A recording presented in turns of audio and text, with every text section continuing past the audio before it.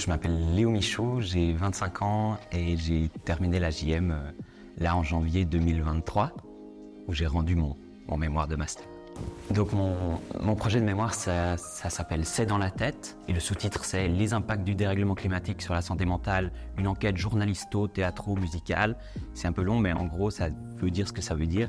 C'est que j'ai mis sur pied une pièce de théâtre, enfin dans le sens une pièce de théâtre documentaire, une pièce de théâtre journalistique au sens où un journaliste qui n'a pas d'expérience particulière de théâtre, moi c'était mon cas, j'étais pas un théâtreux plus que ça, je suis pas comédien, je suis journaliste, monte sur scène pour dévoiler une enquête et la mettre en scène de manière particulière, c'est-à-dire trouver des manières de faire en sorte que cette enquête et le propos qui est porté, le propos journalistique qui est porté, puisse être mis en valeur par la mise en scène théâtrale. Donc c'est un projet que j'ai mis sur pied, c'était un seul en scène, que j'ai mis sur pied ici à la JM pendant mon mémoire.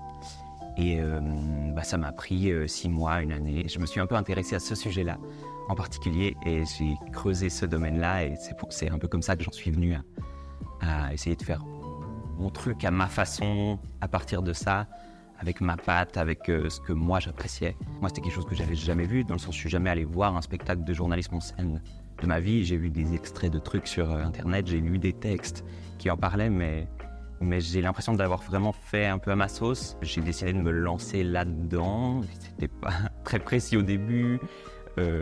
Ça a inquiété un peu certains de mes enseignants à la JM qui se disaient mais qu'est-ce que c'est, mais t'es sûr de où tu vas, t'es sûr de pouvoir avoir le budget, t'es sûr d'avoir une salle, mais finalement j'ai trouvé tout ça et j'ai amalgamé tout ça et j'en ai fait ma pièce de journalisme en scène.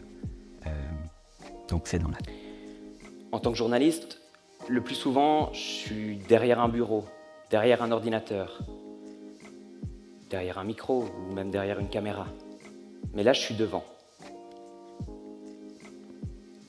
Soyons clairs, le sujet du spectacle, c'est les gens qui vivent des événements climatiques extrêmes et leur impact sur leur santé mentale.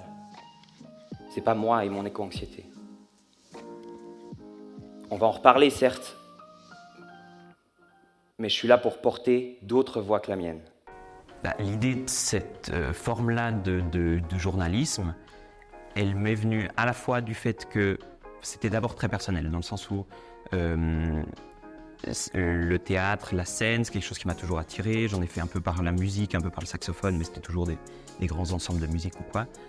Mais le théâtre, moi, c'est quelque chose qui m'a attiré et que je n'avais jamais fait très concrètement. J'avais fait un tout petit peu d'impro, un tout petit peu de ci, de ça, mais jamais vraiment. Et je suis parti de cette base-là en me disant ça serait marrant de cette base un peu d'inconnu, de créer quelque chose, même si j'en ai jamais fait, même si je suis pas comédien. J'ai été bien content de trouver que c'était un domaine du journalisme, c'était un genre du journalisme qui existait et qui avait une place. De niche, non, mais une place quand même. Et de cette base-là, je me suis dit, c'est possible de faire ça, je vais voir ce que je peux faire. Je vais essayer de trouver les fonds, les finances pour le faire, parce que c'est évidemment, quand on essaye de monter une pièce, de monter un spectacle, c'est quelque chose d'important aussi.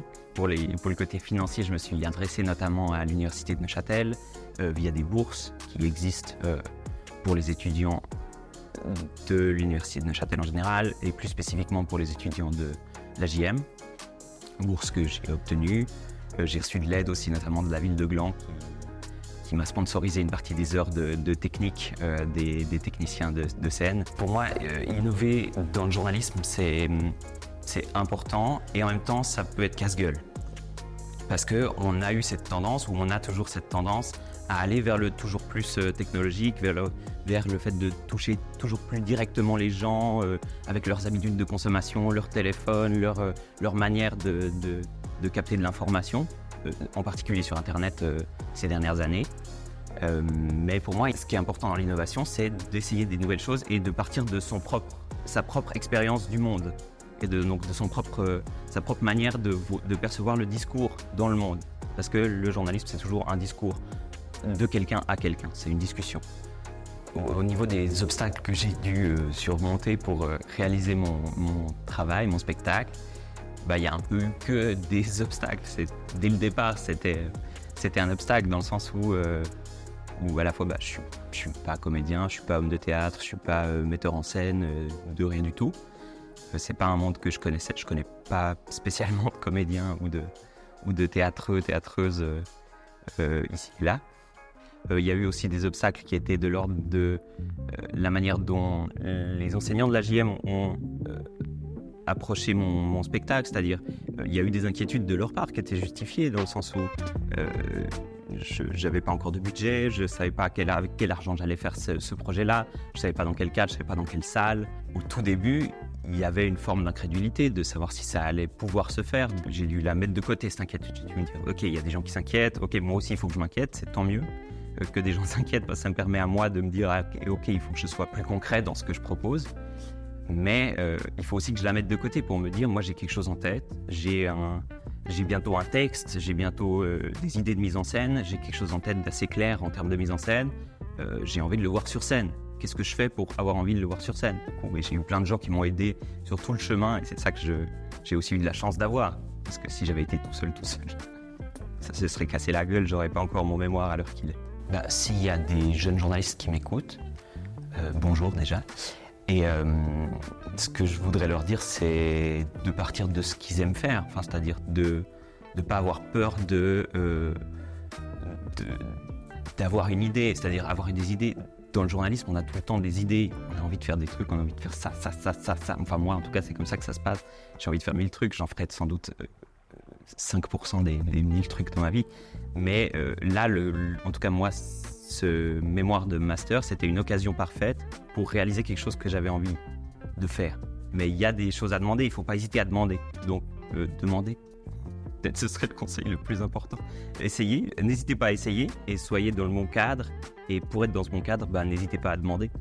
Dans une certaine partie des rédactions, ils ont peur de donner la place aux jeunes, de donner la place aux jeunes de s'exprimer comme ils le veulent. Et il faut donner la place à ces idées. Ça ne veut pas dire qu'elles vont toutes être acceptées, qu'il faut laisser place nette aux jeunes parce que l'expérience est aussi importante que les idées des jeunes. Mais rien que les écouter, ça serait déjà pas mal. On aimerait bien être écouté dans les rédactions. Et c'est quelque chose qui, moi, de mon expérience de jeune journaliste, peut-être manque un peu.